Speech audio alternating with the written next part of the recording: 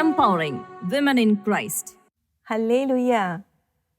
ഷെക്കേന ന്യൂസിൻ്റെ എല്ലാ പ്രിയ പ്രേക്ഷകർക്കും നമ്മുടെ കർത്താവായ യേശു ക്രിസ്തുവിൻ്റെ കൃപയും സമാധാനവും ആശംസിക്കുകയാണ്. പ്രിഷില്ല എന്ന പ്രോഗ്രാമിൻ്റെ 2ാമത്തെ എപ്പിസോഡിലേക്ക് കർത്താവ് നമ്മെ കൊണ്ടുവന്നിരിക്കുകയാണ്.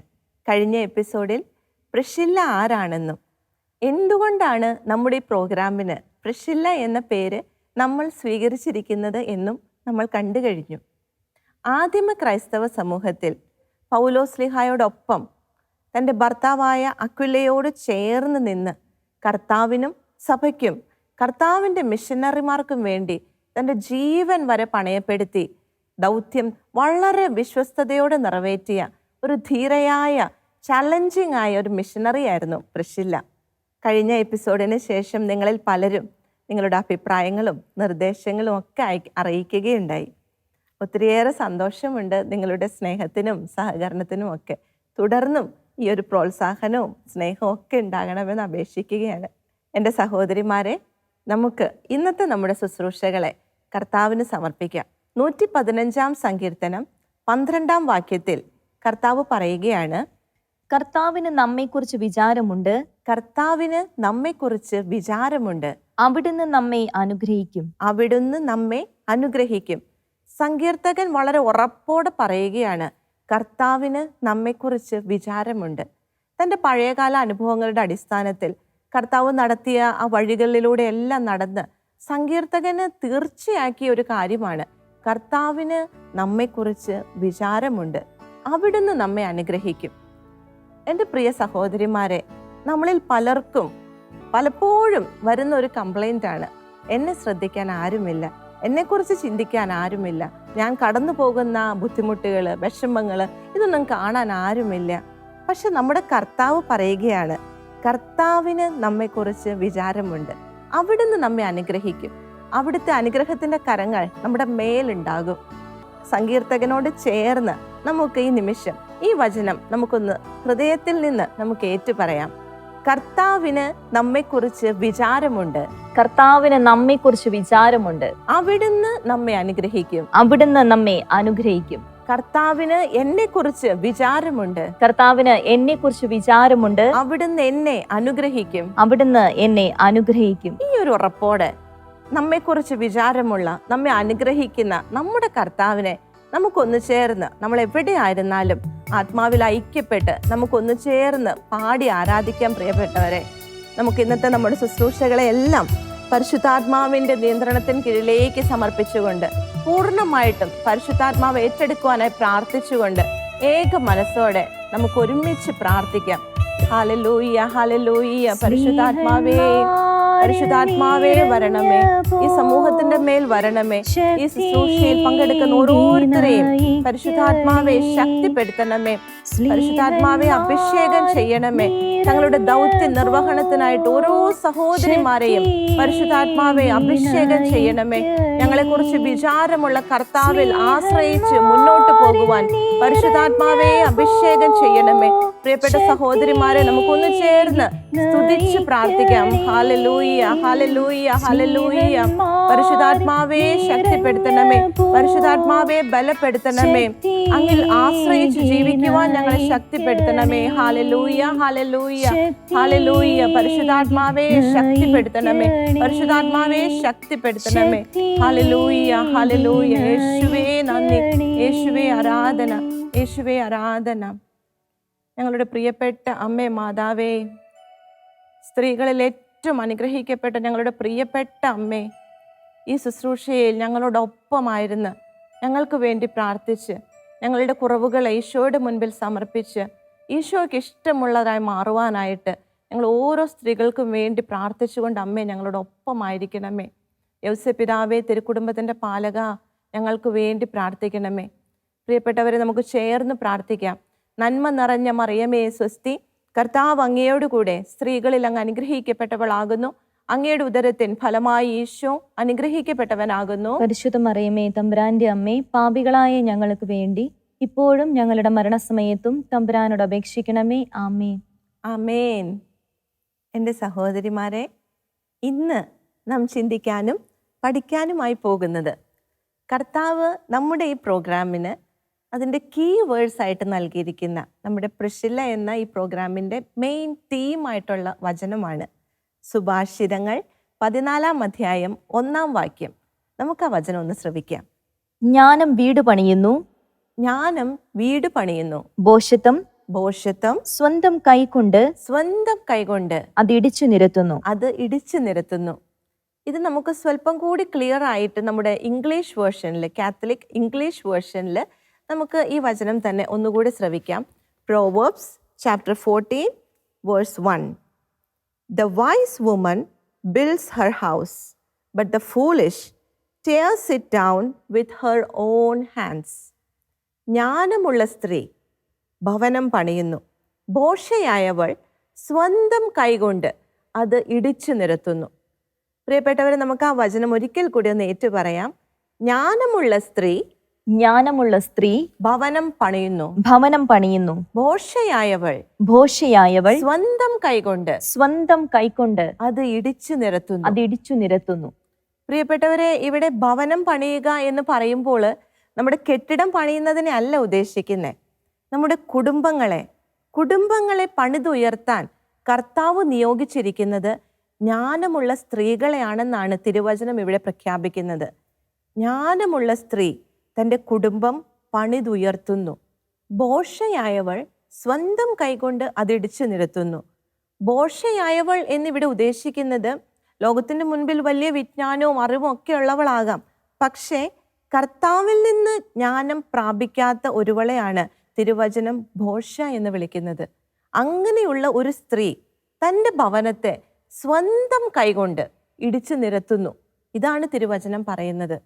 എൻ്റെ സഹോദരിമാരെ, നമ്മൾ സ്ത്രീകൾക്ക് കർത്താവ് നൽകിയിരിക്കുന്ന ആ പ്രാധാന്യം എത്ര മാത്രമെന്ന് ഈ തിരുവചനം നമ്മളോട് പറയുകയാണ്. കർത്താവിൽ നിന്ന് ജ്ഞാനം പ്രാപിക്കണം. ആ ജ്ഞാനം പ്രാപിച്ച് ആ ഭവനങ്ങളെ ക്രിസ്തുവിൽ പണിതുയർത്തുവാനായിട്ടാണ് നമ്മൾ ഓരോ സ്ത്രീകളും വിളിക്കപ്പെട്ടിരിക്കുന്നത്. ഒരു സ്ത്രീയുടെ ഏറ്റവും പ്രധാനമായ ദൗത്യം, കർത്താവ് അവളെ ഏൽപ്പിച്ചിരിക്കുന്ന ഏറ്റവും പ്രധാനമായ ദൗത്യം ക്രിസ്തുവിൽ നിന്ന് ജ്ഞാനം സ്വീകരിച്ച് കർത്താവിൽ അവളുടെ ഭവനത്തെ പണിതുയർത്തുക എന്നതാണ്.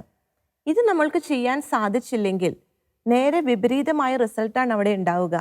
കർത്താവിൻ്റെ മുൻപിലിരുന്ന് കർത്താവിൽ നിന്ന് ജ്ഞാനം പ്രാപിക്കാതെ നമ്മുടെ കുടുംബങ്ങൾക്ക് വേണ്ടി എന്തോരം അധ്വാനിച്ചാലും എൻ്റെ പ്രിയപ്പെട്ടവരെ, നമ്മൾ അറിയാതെ തന്നെ നമ്മുടെ സ്വന്തം കൈകൊണ്ട് നമ്മുടെ കുടുംബങ്ങളെ ഇടിച്ചു നിരത്തുന്നവരായിട്ട് നമ്മൾ മാറും. അത്രയും വലിയൊരു അപകടമാണ്. കർത്താവ് നമുക്ക് വാണിംഗ് നൽകുകയാണ്. കർത്താവിൽ നിന്ന് ജ്ഞാനം പ്രാപിക്കേണ്ടതിൻ്റെ ആവശ്യകത നമുക്കൊരിക്കൽ കൂടി ഈ വചനം ഏറ്റു പറയാം. ജ്ഞാനമുള്ള സ്ത്രീ ഭവനം പണിയുന്നു, ഭോഷയായവൾ സ്വന്തം കൈകൊണ്ട് അത് ഇടിച്ചു നിരത്തുന്നു. നമ്മുടെ കർത്താവിൻ്റെ ഈ വചനത്തിന് വലിയ പ്രാധാന്യവും പ്രസക്തിയുമുള്ളൊരു കാലത്തിലാണ് എൻ്റെ സഹോദരിമാരെ നമ്മൾ ഓരോരുത്തരും ആയിരിക്കുന്നത്. നമ്മുടെ ചുറ്റും, നമ്മുടെ സമൂഹത്തിലേക്ക്, നമ്മുടെ കുടുംബത്തിലേക്ക് നമ്മളൊന്ന് നോക്കിയേ. തിന്മയായതിനെ നന്മയെന്നും നന്മയായതിനെ തിന്മയെന്നും വിളിക്കുന്ന ഒരു കാലത്തിലാണ് നാം ജീവിക്കുന്നത്. കുടുംബത്തിനോ കുടുംബ ബന്ധങ്ങൾക്കോ യാതൊരു ഭദ്രതയും മൂല്യവും നൽകാത്തൊരു കാലം. ദാമ്പത്യ ബന്ധങ്ങളിൽ പരസ്പര വിശ്വാസവും വിശ്വസ്തതയും സ്നേഹവും ഒക്കെ നഷ്ടപ്പെട്ട് പഴിചാരി കുറ്റപ്പെടുത്തി അങ്ങോട്ടും ഇങ്ങോട്ടും കലഹിച്ച് ദാമ്പത്യ ബന്ധങ്ങളെല്ലാം വേറിട്ട് പോകുന്ന ഒരു കാലഘട്ടം. ഇത് നിങ്ങളോട് പറഞ്ഞുകൊണ്ടിരിക്കുമ്പോൾ ഒരു കാര്യം എൻ്റെ ഓർമ്മയിലേക്ക് വരികയാണ്. 16-ാം നൂറ്റാണ്ടിൽ സഭയിൽ സംഭവിച്ച നമ്മുടെ അമ്മ മാതാവിൻ്റെ ഒരു പ്രധാനപ്പെട്ട അപ്പാരിഷൻ, അവർ ലേഡി ഓഫ് ഗുഡ് സക്സസ്. ഇക്വഡോറിലെ മദർ മരിയാനയ്ക്ക് നമ്മുടെ അമ്മ മാതാവ് പ്രത്യക്ഷപ്പെട്ട് 20-ാം നൂറ്റാണ്ടിന് ശേഷം സഭയിലും ലോകത്തിലും സംഭവിക്കാനിരിക്കുന്ന കാര്യങ്ങളെക്കുറിച്ച് കുറേ സന്ദേശങ്ങൾ പറയുകയുണ്ടായി. ആ സന്ദേശങ്ങളിൽ 2 പ്രധാനമായിട്ടും ഇന്ന് നമ്മുടെ കുടുംബങ്ങളെ സംബന്ധിച്ച് വളരെ പ്രാധാന്യം അർഹിക്കുന്നതാണ്. അന്ന് അമ്മ പറഞ്ഞു, കുട്ടികളിൽ അവരുടെ സ്വാഭാവിക നിഷ്കളങ്കത നഷ്ടപ്പെടും, സ്ത്രീകളിൽ അവരുടെ ശാലീനത, മിതത്വം നഷ്ടപ്പെടും. എൻ്റെ പ്രിയ സഹോദരിമാരെ, നമ്മുടെ സമൂഹത്തിലേക്കും നമ്മുടെ കുടുംബത്തിലേക്കും ഒന്ന് ശ്രദ്ധിച്ചേ. നമ്മുടെ അമ്മ മാതാവിൻ്റെ ഈ 2 പ്രവചനങ്ങൾ ഇന്ന് അക്ഷരാർത്ഥത്തിൽ നമ്മുടെ സമൂഹത്തിൽ നിറവേറപ്പെടുകയല്ലേ? നമ്മുടെ കുഞ്ഞുങ്ങളെ ഓർത്ത് കരയുന്ന എത്രയോ അമ്മമാർ, ഈ ശുശ്രൂഷയിൽ തന്നെ അങ്ങനെയുള്ള എത്രയോ അമ്മമാർ പങ്കെടുക്കുന്നുണ്ട്. നമ്മുടെ കുഞ്ഞുങ്ങളിലെ നിഷ്കളങ്കത നഷ്ടപ്പെട്ടു പോയൊരു കാലം. അതുപോലെ നമ്മുടെ സ്ത്രീകൾ അവരുടെ ചാരിത്രശുദ്ധിക്കോ അവരുടെ മിതത്വത്തിനോ യാതൊരു പ്രാധാന്യവും കൊടുക്കാതെ ഈ ലോകം കൊണ്ടുപോകുന്ന വഴി അവർ പോവുകയാണ്. അമ്മ മാതാവ് 16-ാം നൂറ്റാണ്ടിൽ ഈ കാലഘട്ടത്തെക്കുറിച്ച് പറഞ്ഞ കാര്യങ്ങളാണിത്. നമ്മളായിരിക്കുന്ന ഈ കാലം എത്രമാത്രം ദുഷിപ്പിലേക്കും തിന്മയിലേക്കും പോയിരിക്കുന്നുവെന്ന് നമ്മുടെ അമ്മ മാതാവിൻ്റെ ഈ പ്രവചന പൂർത്തീകരണങ്ങളൊക്കെ വെളിപ്പെടുത്തി തരികയാണ്. ഈ ഒരു കാലത്തിലാണ് എൻ്റെ പ്രിയ സഹോദരിമാരെ നമ്മളോടുള്ള കർത്താവിൻ്റെ ആഹ്വാനത്തിൻ്റെ പ്രാധാന്യം വർദ്ധിക്കുന്നത്. Every wise woman builds her house.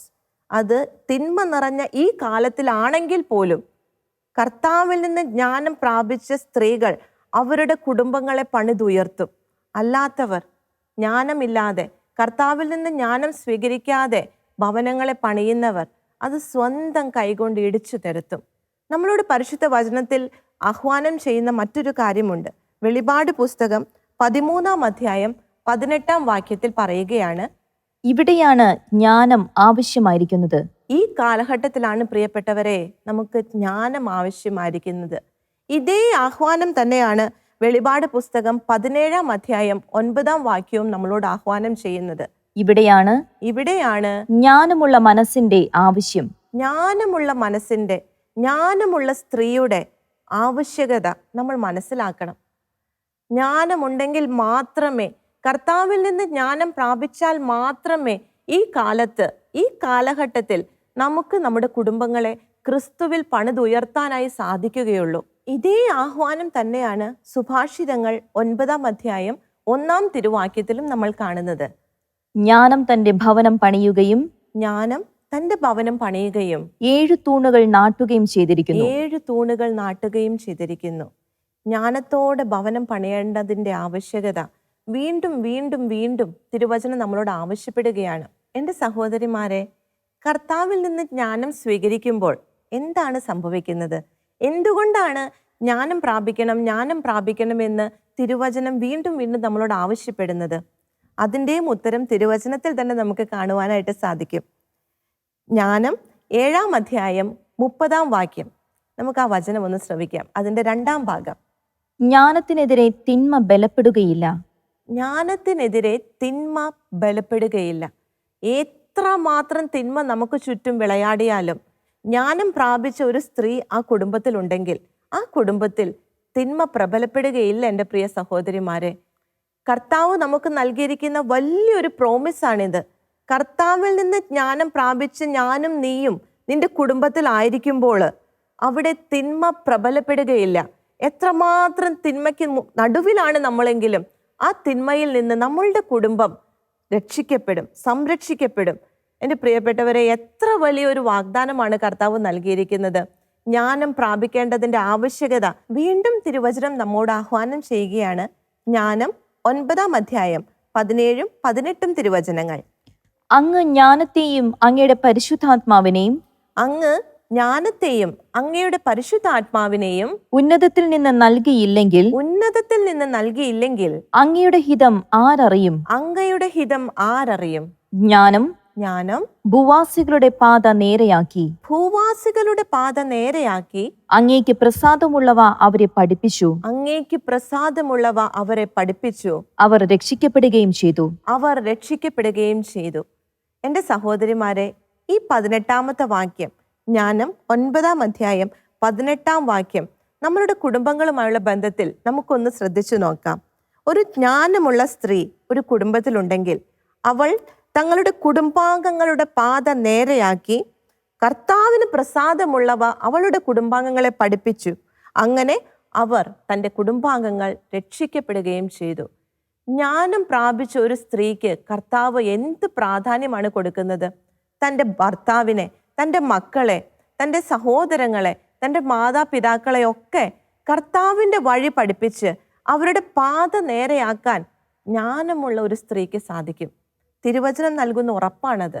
കർത്താവിൽ നിന്ന് ജ്ഞാനം പ്രാപിച്ച ഒരു സ്ത്രീ ഒരു കുടുംബത്തിലുണ്ടെങ്കിൽ ആ കുടുംബം രക്ഷിക്കപ്പെടുമെന്നാണ് തിരുവചനം നമ്മളോട് പറയുന്നത്. പരിശുദ്ധ ബൈബിളിൽ കർത്താവിൽ നിന്ന് ജ്ഞാനം പ്രാപിച്ച് തങ്ങളുടെ കുടുംബങ്ങളെ കർത്താവിൽ പണിതുയർത്തിയ ഒത്തിരിയേറെ സ്ത്രീകളെ നമുക്ക് കാണുവാനായിട്ട് സാധിക്കും. അബ്രഹാമിൻ്റെ ഭാര്യ സാറ, യാക്കോബിൻ്റെ ഭാര്യ റാഹേൽ, മോശയുടെ അമ്മ യാക്കോബെത്ത്, എൽക്കാനയുടെ ഭാര്യ ഹന്ന, ബോവാസിൻ്റെ ഭാര്യ റൂത്ത്, തോബിത്തിൻ്റെ ഭാര്യ അന്ന, സൂസന്ന, യൂദിത്ത്, എസ്തേർ, അങ്ങനെ നിരവധിയായ സ്ത്രീകളെ പഴയ നിയമത്തിൽ നമ്മൾ കണ്ടുമുട്ടുന്നുണ്ട്. ഇതുപോലെ പുതിയ നിയമത്തിലും ഒത്തിരിയേറെ വിശുദ്ധരായ സ്ത്രീകളെ നമ്മൾ കാണുന്നുണ്ട്.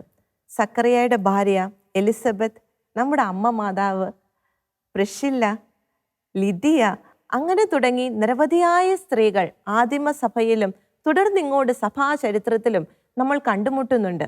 വിശുദ്ധയായ മോനിക്ക അമ്മയൊക്കെ സംബന്ധിച്ചിടത്തോളം സെന്റ് അഗസ്റ്റിൻ്റെ അമ്മയായിരുന്നു. നമുക്കറിയാം, വളരെയേറെ പ്രതിസന്ധികൾ, വളരെയേറെ എന്ന് പറഞ്ഞാൽ ഒരമ്മയ്ക്ക് സഹിക്കാവുന്നതിൻ്റെ മാക്സിമം എന്ന് പറയാം. അതുപോലെ ബുദ്ധിമുട്ടുകളുടെ ഇടയിലും പ്രാർത്ഥനയിൽ ഉറച്ചു നിന്നുകൊണ്ട് തൻ്റെ കുടുംബത്തെ കർത്താവിന് വേണ്ടി അമ്മ നേടി. ആ അമ്മയുടെയൊക്കെ മാതൃക നമ്മൾക്ക് മുമ്പിലുണ്ട് പ്രിയപ്പെട്ട സഹോദരിമാരെ. തൻ്റെ മകനെ, നിരീശ്വരവാദിയായിരുന്ന തൻ്റെ ഭർത്താവിനെ ആ അമ്മ തൻ്റെ കർത്താവിൽ നിന്ന് പ്രാപിച്ച ആ ജ്ഞാനത്താൽ നിറഞ്ഞ് രക്ഷയിലേക്ക് നയിച്ചു. തൻ്റെ കുടുംബത്തെ രക്ഷിക്കാനായിട്ട് വലിയൊരു ഉപകരണമായിട്ട് അവൾ മാറി. വിശുദ്ധയായ സെലിഗ്വരീൻ, നമ്മുടെ കൊച്ചു ത്രേസ്യാമ്മയുടെ അമ്മ, ആ അമ്മ ഒരു സാധാരണ സ്ത്രീയായിരുന്നു.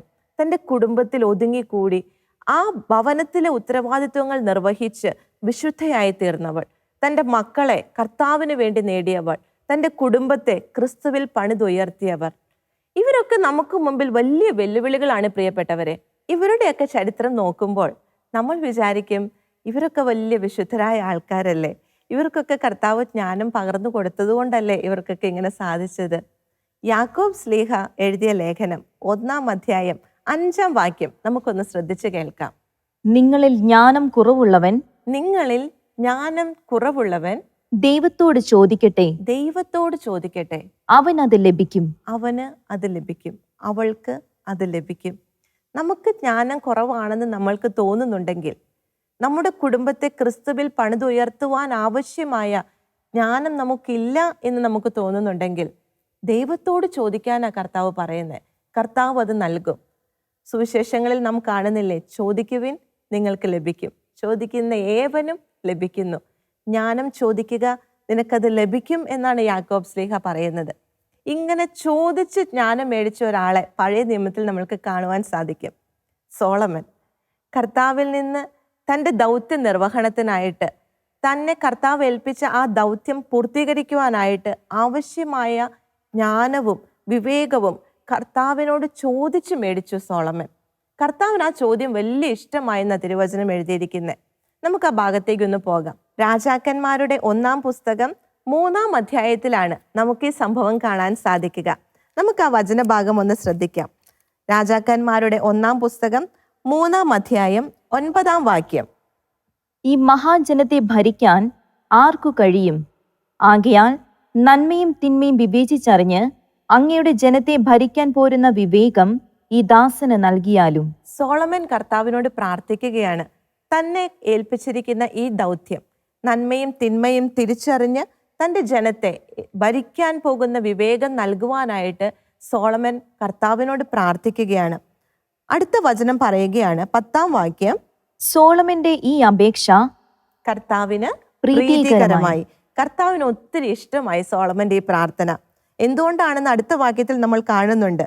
അവിടുന്ന് അവനോട് അരുളി ചെയ്തു, നീ ദീർഘായുസ്സോ സമ്പത്തോ ശത്രു സംഹാരമോ ആവശ്യപ്പെടാതെ നീതി നിർവഹണത്തിനു വേണ്ട വിവേകം മാത്രമാണ് ആവശ്യപ്പെട്ടത്. കർത്താവിന് ഇത് വളരെ ഇഷ്ടമായി പ്രിയപ്പെട്ടവരെ. നീതി നിർവഹണത്തിന്, തൻ്റെ ദൗത്യ നിർവഹണത്തിന് ആവശ്യമായ ജ്ഞാനമാണ് സോളമൻ കർത്താവിനോട് ചോദിച്ചത്. കർത്താവ് അത് അവന് കൊടുത്തു എന്ന വചനം പറയുന്നത്. 12-ാം വാക്യത്തിൽ നമ്മൾ വായിക്കുന്നുണ്ട്, നിന്റെ അപേക്ഷ ഞാൻ സ്വീകരിച്ചിരിക്കുന്നു. തുടർന്ന്, ജ്ഞാനവും വിവേകവും ഞാൻ നിനക്ക് തരുന്നു. ഇക്കാര്യത്തിൽ നിനക്ക് തുല്യനായി ആരും ഉണ്ടായിട്ടില്ല, ഇനി ഉണ്ടാവുകയുമില്ല. ലോക ചരിത്രത്തിൽ തന്നെ ഏറ്റവും ജ്ഞാനിയായ രാജാവായിട്ട് സോളമനെ കർത്താവ് ഉയർത്തി. സോളമൻ ചോദിച്ചു കർത്താവിനോട് ജ്ഞാനത്തിന് വേണ്ടി, തൻ്റെ ദൗത്യ നിർവഹണത്തിന് ആവശ്യമായ ജ്ഞാനം. എൻ്റെ സഹോദരിമാരെ, നമ്മുടെ കുടുംബത്തിൽ കർത്താവ് നമ്മെ ഏൽപ്പിച്ചിരിക്കുന്ന ദൗത്യം അത് പൂർത്തീകരിക്കാൻ അതിനാവശ്യമായ ജ്ഞാനം നമ്മൾ ചോദിക്കുന്നത് കർത്താവിന് ഒത്തിരി ഇഷ്ടമാണ്. കർത്താവ് അത് നൽകുമെന്നാണ് കർത്താവ് പറയുന്നത്. ജ്ഞാനം 8-ാം അധ്യായം 21-ാം വാക്യത്തിൽ ഇങ്ങനെ പറയുന്നുണ്ട്, ദൈവം നൽകുന്നില്ലെങ്കിൽ ജ്ഞാനം എനിക്ക് ലഭിക്കുകയില്ലെന്ന് ഞാൻ അറിഞ്ഞു. പ്രിയപ്പെട്ട സഹോദരിമാരെ, ഈ വചനം പറയുന്നത് എനിക്ക് ജ്ഞാനം വേണമെങ്കിൽ ഞാൻ ദൈവത്തോട് ചോദിക്കണം. എൻ്റെ കുടുംബത്തെ ക്രിസ്തുവിൽ പണിതുയർത്തുവാൻ ആവശ്യമായ ജ്ഞാനം അത് ഞാൻ കർത്താവിനോട് ചോദിക്കണം. നിങ്ങളിൽ ജ്ഞാനം കുറവുള്ളവൻ ദൈവത്തോട് ചോദിക്കട്ടെ, അവിടുന്ന് അത് അവന് നൽകും. നമ്മൾ കണ്ടതാണ് യാക്കോബ് ശ്ലീഹ എഴുതിയ ലേഖനം 1-ാം അധ്യായം 5-ാം വാക്യം. ജ്ഞാനം ചോദിക്കാൻ പ്രിയപ്പെട്ട സഹോദരിമാരെ, നമ്മുടെ കുടുംബങ്ങളെ ക്രിസ്തുവിൽ പണിതുയർത്തുവാൻ, നമ്മുടെ കുഞ്ഞുങ്ങളെ കർത്താവിനായി നേടുവാൻ, നമ്മുടെ ജീവിത പങ്കാളിയെ കർത്താവിൽ ബലപ്പെടുത്തുവാൻ, ഇതിനൊക്കെ ആവശ്യമായ ജ്ഞാനം നമ്മുടെ മാതാപിതാക്കൾക്ക്, സഹോദരങ്ങൾക്ക്, നമ്മുടെ മക്കൾക്കൊക്കെ കർത്താവ് ആഗ്രഹിക്കുന്ന വിധം അവരിലൊക്കെ സ്വാധീനം ചെലുത്തുവാൻ ആവശ്യമായ ജ്ഞാനം കർത്താവിൽ നിന്ന് നമുക്ക് പ്രാപിക്കാനായിട്ട് ഒരുങ്ങാം. പ്രിയപ്പെട്ടവരെ, നമ്മൾ ആയിരിക്കുന്നിടത്ത് നമുക്ക് ഇരുന്നു കൊണ്ട് നമുക്ക് കർത്താവിനോട് പ്രാർത്ഥിക്കാം, ജ്ഞാനത്തിനായിട്ട് പ്രാർത്ഥിക്കാം. പരിശുദ്ധാത്മാവേ, ജ്ഞാനത്താൽ ഞങ്ങളെ നിറയ്ക്കണമേ എന്ന് നമ്മൾ എവിടെ ആയിരിക്കുന്നുവോ അവിടെ ഇരുന്നു കൊണ്ട് നമുക്ക് ഐക്യത്തോടെ പാടി പ്രാർത്ഥിക്കാം. പ്രിയപ്പെട്ട സഹോദരിമാരെ, ഹല്ലേലൂയ. പരിശുദ്ധാത്മാവേ, ജ്ഞാനം പകരണമേ ആത്മാവേ. പരിശുദ്ധാത്മാവേ, ഈ കൂട്ടായ്മയിലേക്ക്, ഈ പ്രോഗ്രാമിലേക്ക് വന്നിരിക്കുന്ന ഓരോ സഹോദരിമാരുടെ മേലും ജ്ഞാനം നൽകണമേ എന്ന് പ്രാർത്ഥിക്കുന്നു. പരിശുദ്ധാത്മാവേ, ജ്ഞാനമായിട്ട് ഓരോ സഹോദരിമാരുടെ മേലും എഴുന്നള്ളി വരണമേ എന്ന് പ്രാർത്ഥിക്കുകയാണ്. Hallelujah, hallelujah. പരിശുദ്ധാത്മാവേ, ജ്ഞാനം പകരണമേ, ജ്ഞാനത്താൽ നിറയ്ക്കണമേ.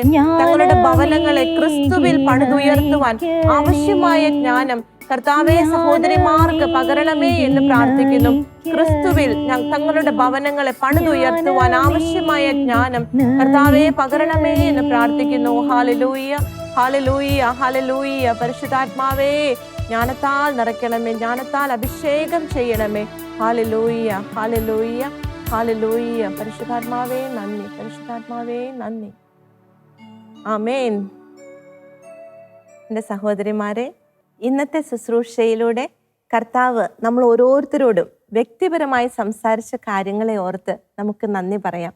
കർത്താവിന് വേണ്ടി, സഭയ്ക്ക് വേണ്ടി നമ്മുടെ കുടുംബങ്ങളെ പണിതുയർത്തുന്നവരായിട്ട് നമ്മൾ ഓരോരുത്തർക്കും മാറാം. അടുത്ത ആഴ്ച വീണ്ടും ഇതേ സമയം കർത്താവിൻ്റെ വചനത്തിന് മുൻപിൽ നമുക്ക് കൂട്ടായ്മയോടെ ആയിരിക്കാം. ഇനിയും നിങ്ങളുടെ പരിചയത്തിലുള്ളവരോട് പറയുക, സ്ത്രീകളോട് ഈ ശുശ്രൂഷയിൽ പങ്കെടുത്ത് ഒരുമിച്ച് ഏക മനസ്സോടെ കർത്താവിൻ്റെ മുൻപിൽ നമുക്കായിരിക്കാം. ഒപ്പം ഞങ്ങൾ ഓരോരുത്തർക്ക് വേണ്ടി, ടീം ഷെക്കേനയ്ക്ക് വേണ്ടി നിങ്ങൾ പ്രാർത്ഥിക്കുക. നിങ്ങളുടെ വിലപ്പെട്ട അഭിപ്രായങ്ങളും നിർദ്ദേശങ്ങളും നിങ്ങളുടെ പ്രാർത്ഥന ആവശ്യങ്ങളും ഞങ്ങൾക്ക് എഴുതി അറിയിക്കുക. കർത്താവ് എല്ലാവരെയും സമൃദ്ധമായിട്ട് അനുഗ്രഹിക്കട്ടെ. നിങ്ങളുടെ അഭിപ്രായങ്ങളും പ്രാർത്ഥനാ നിയോഗങ്ങളും ഞങ്ങളെ അറിയിക്കുക. ഞങ്ങളുടെ നമ്പർ 9495219811. ഞങ്ങളുടെ ഇമെയിൽ priscilla@gmail.com. ഞങ്ങളുടെ address പ്രിഷില്ല Shekinah news, Thalikkode, Pattikkad PO, Thrissur, Kerala 680652.